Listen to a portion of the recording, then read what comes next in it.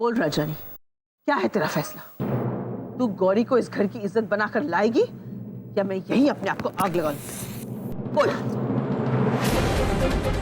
बोल, क्या चाहती है तू?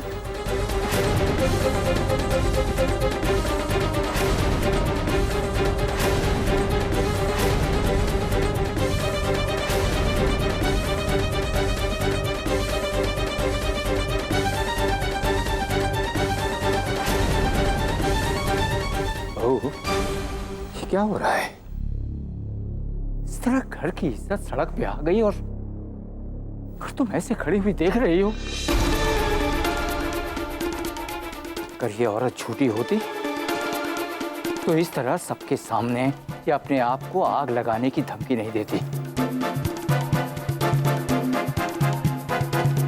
मुझे इसकी बात में सच्चाई दिखाई दे रही है और मुझे उसकी बात पे तुम्हारी बात से ज्यादा भरोसा है।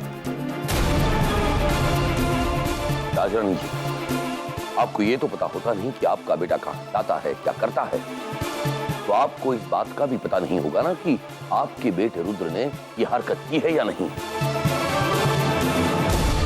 पर आप ही मुझसे ये कहने आई थी ना कि नशे की हालत में रुद्र इसी मामले में कुछ कहना चाहता था, इसीलिए इस मामले को जल्द से जल्द निपटाइए।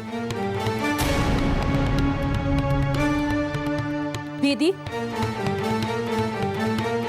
अगर आपके बेटे ने ऐसा कुछ कर भी दिया हो तो इसमें ताज्जुब वाली कोई बात नहीं है, क्योंकि उसी ने मेरी बेटी की शादी में भी 2 बार अड़चन डाली थी। भूल गई क्या आप? इससे पहले कि ये सारे मिलके गौरी को इस घर की बहू बना दे, मुझे ही इस लालची बुढ़िया के बारे में कुछ सोचना होगा अपने तरीके से, नहीं तो बात बेकार में ही तूल पकड़ लेगी। बोल राजानी, क्या है तेरा फैसला? मैं इस मामले को सुलझाने को तैयार हूं।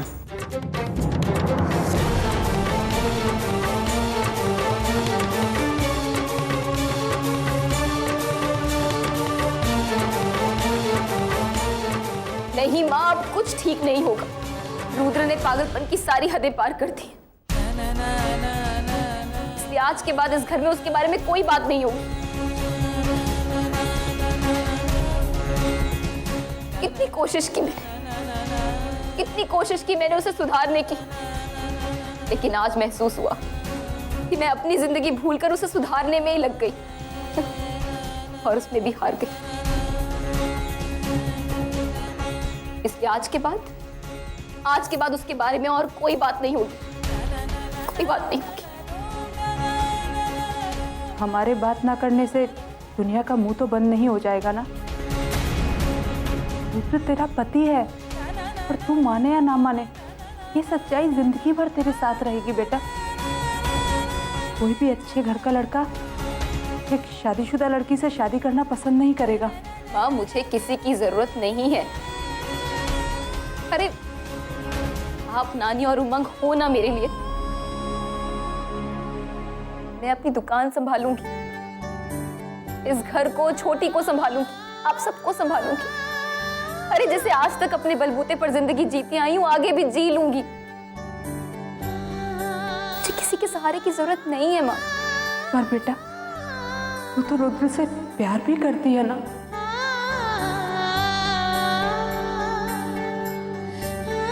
प्यार करती हूँ तो क्या हुआ माँ? आप ही बताओ। अरे कौन लड़की मानेगी ऐसी शादी को, चाहे वो लड़के से कितना भी प्यार क्यों ना करती हो। और हाँ, अगर आज के बाद आपने इस घर में उसके बारे में कोई भी बात की ना माँ, तो मैं आपसे जिंदगी भर बात नहीं करूंगी, समझ लीजिए आप।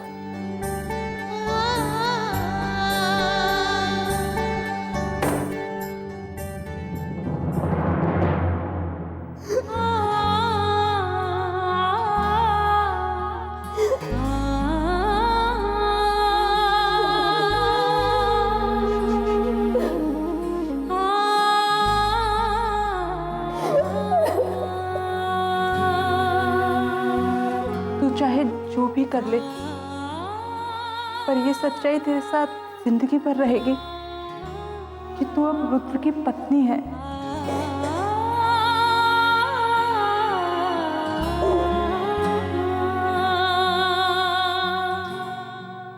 भरी महफिल में तुम्हारे बेटे ने मेरी नातिन की मांग में सिंदूर भरा है, और उसने सिंदूर भरा है तो वो उसका पति हो, और शादी के बाद लड़की का असली घर उसके पति का घर होता है। और अगर तुम उसे बहू बनाने से इनकार कर दोगी तो हम गरीब कहाँ जाएंगे? ओह, कितना बोलती हो तुम, और मेरे पास तेरी ये फालतू बात सुनने के लिए बिल्कुल वक्त नहीं है, क्योंकि मैं अच्छी तरह जानती हूँ कि तुम्हें कौन सी भाषा समझ में आती है। जलेबी,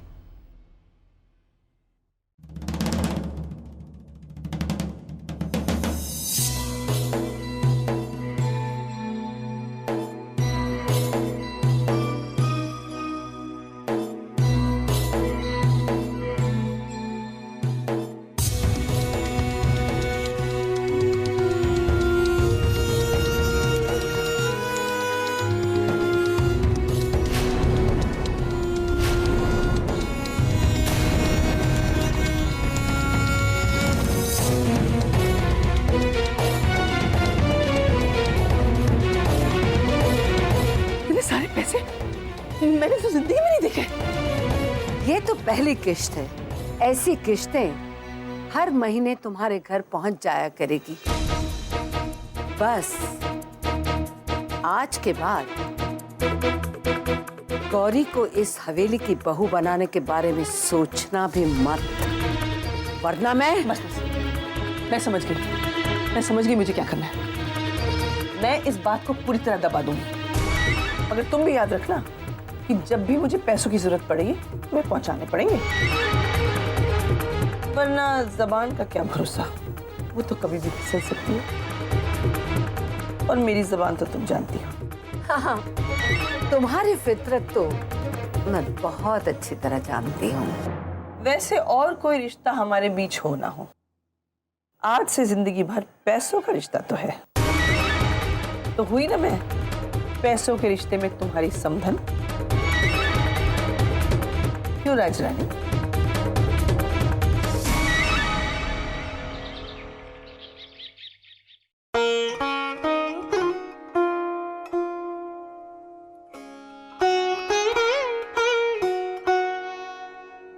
राम राम बड़ी मालकिन। राम राम। मालकिन, सुना है कि कल रात रुद्र भैया का विवाह हो गया है और आपने हमें बताया भी नहीं। बाहर कुछ लोग बात कर रहे थे तो हम लोगों ने सोचा कि हमको भी कुछ बख्शिश मिल जाएगा।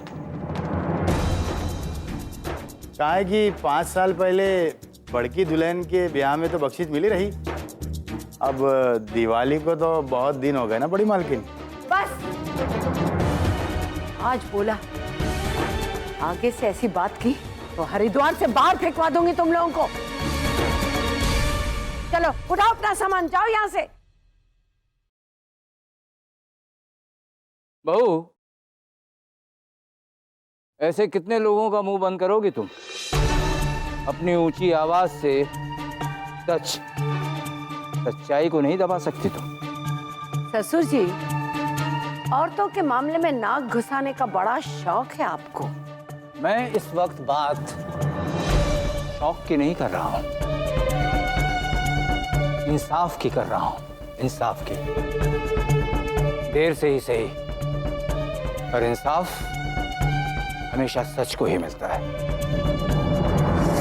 तुम कुछ दिनों के लिए लोगों का मुंह बंद कर सकती हो, पर गौरी को इस घर की बहू बनने से नहीं रोक सकती। तुम्हारे बेटे ने जो किया है, आज नहीं तो कल उसे इसकी जिम्मेदारी लेनी पड़ेगी।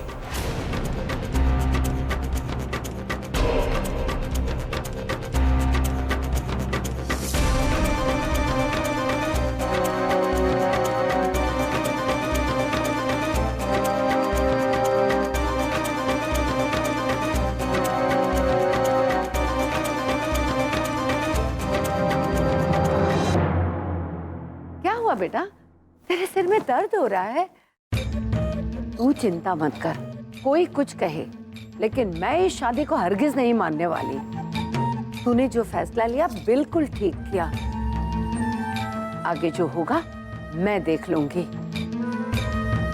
इस मामले में तुझे पढ़ने की कोई जरूरत नहीं है। मैं तेरे लिए कॉफी बना के लाती हूँ, सिर दर्द ठीक हो जाएगा ना।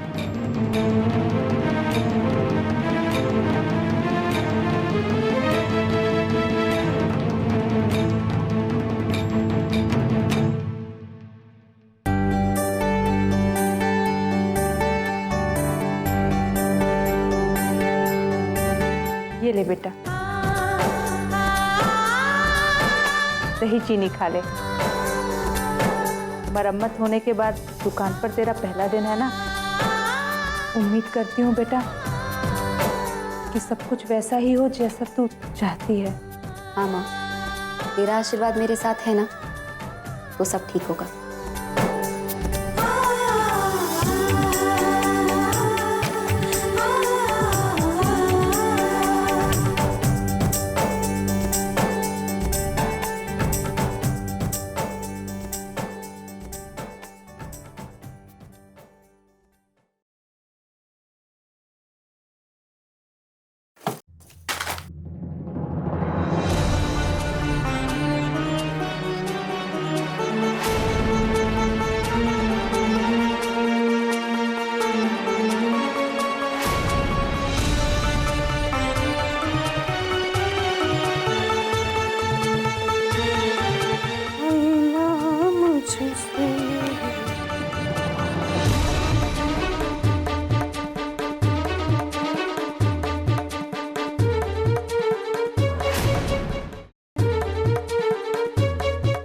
है सब?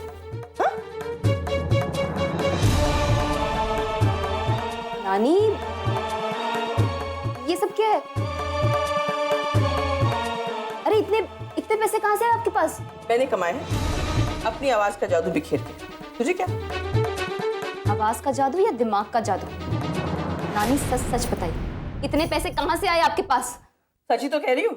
और तू होती कौन है मुझसे सवाल करने वाली? नानी, अगर आपने मुझे सच नहीं बताया ना, तो यहीं आपके सामने इसी वक्त इन सारे पैसों को जला दूंगी। और आप ये बात अच्छे तरीके से जानती कि मैं ऐसा कर सकती हूँ।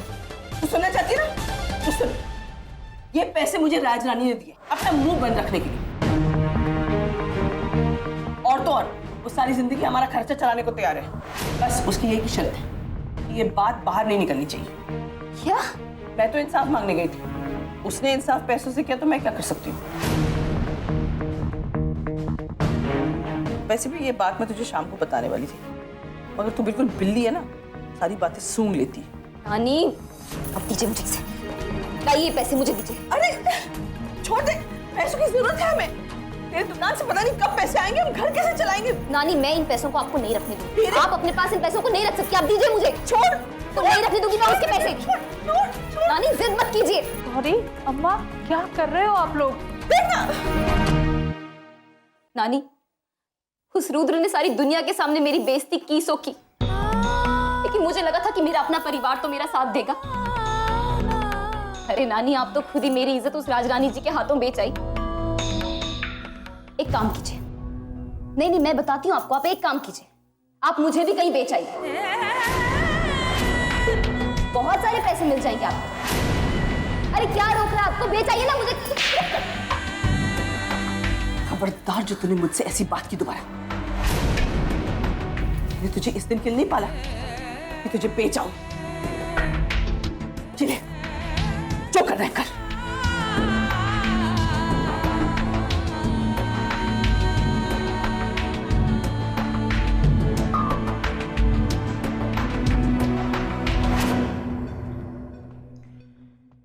देवर जी, आपकी ब्लैक कॉफी।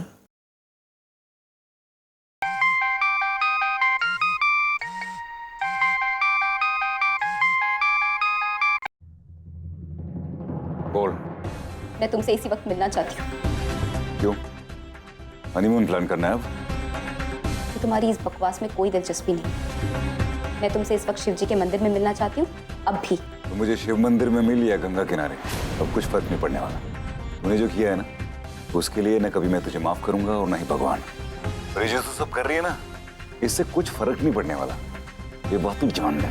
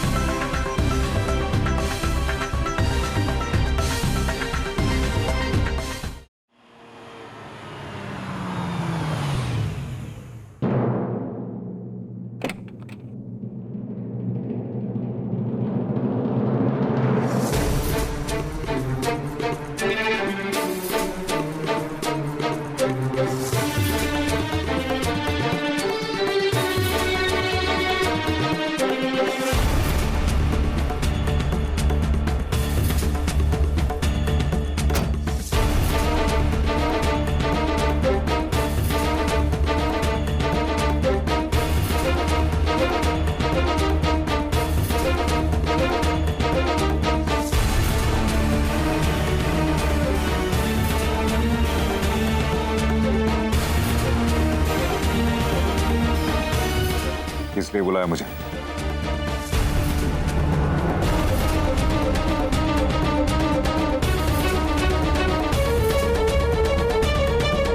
एक मिनट।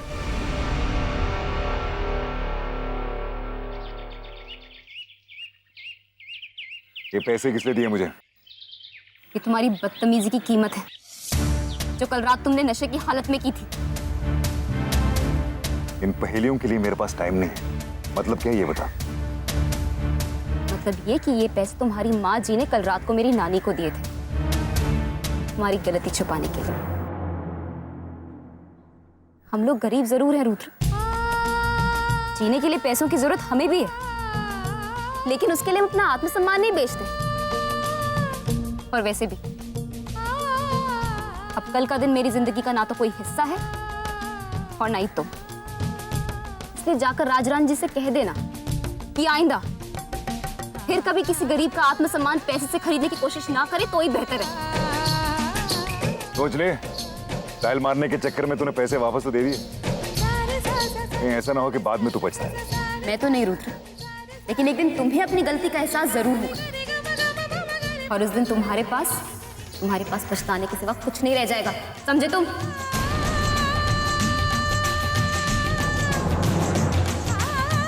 ये पछताने वाली बात तूने बिल्कुल सही कही। मैं पछताऊंगा जरूर, लेकिन जो मैंने तेरे साथ किया उसलिए नहीं। पछताऊंगा क्योंकि मैंने तुझसे दोस्ती की, मैंने तुझ पे भरोसा किया। और मैं अकेला नहीं पछताऊंगा गौरी, तू भी पछताएगी मेरे साथ। और एक और बात, रही बात इन पैसों की, तो तुझे शायद इसकी जरूर पड़ेगी। मैं तेरी दुकान दोबारा शुरू हो रही है, क्या पता दोबारा तेरी दुकान टूट जाए, मरम्मत करने में पैसे लगेंगे ना। पैसे की जरूरत होगी तुझे जरूर। भूखी मर जाऊंगी, लेकिन तुम्हारी भीख कभी नहीं लूंगी।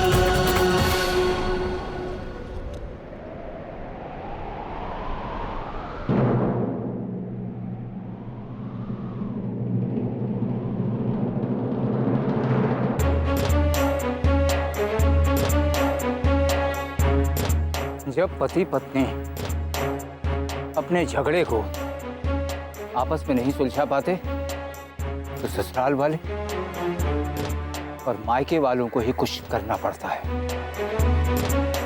इन दोनों को मिलाने के लिए हमें ही कुछ करना पड़ेगा। हाँ, और इसमें खुद शिव जी हमारी मदद करेंगे।